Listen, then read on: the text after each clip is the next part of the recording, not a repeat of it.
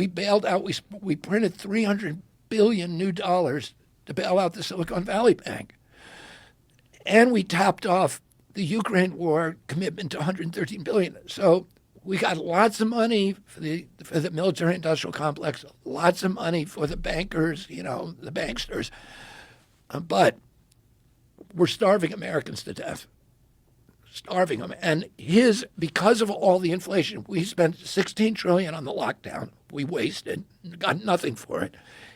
8 trillion on the Ukraine war. That's $24 trillion that they had to print to pay for nothing. That money, the way they're paying it back, they're not going to tell us they're raised taxes because you can't do that. It's a hidden tax called inflation, and it hits the poor and the middle class, and it has dismantled the middle class in this country.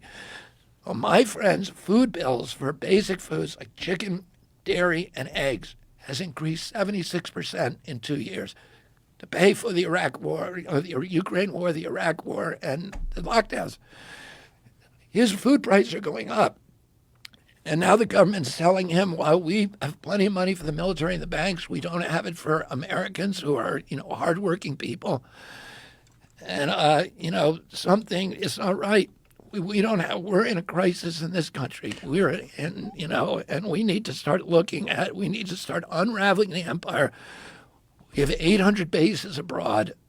We were told in 1992, when the Soviet Union collapsed, we were told we were going to get a peace dividend, that the military expenditure was going to go from $600 billion a year to $200 billion, and we were going to stop making billion-dollar stealth bombers that can't fly in the rain, and that we're going to take that money home and build schools with it and build infrastructure and give good health care in the inner cities.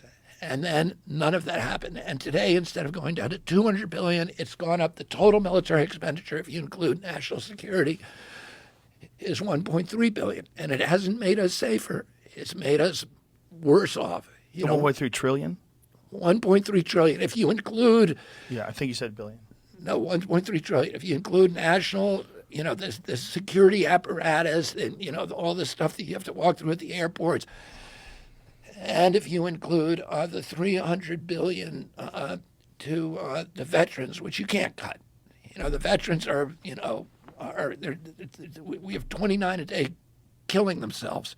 These wars are not good for our country or our kids, and we need to stop being an empire and instead come home, rebuild the middle class, and then project economic power the way the Chinese do, who are eating our lunch because they know not to project military power, to project economic power. That's how you win the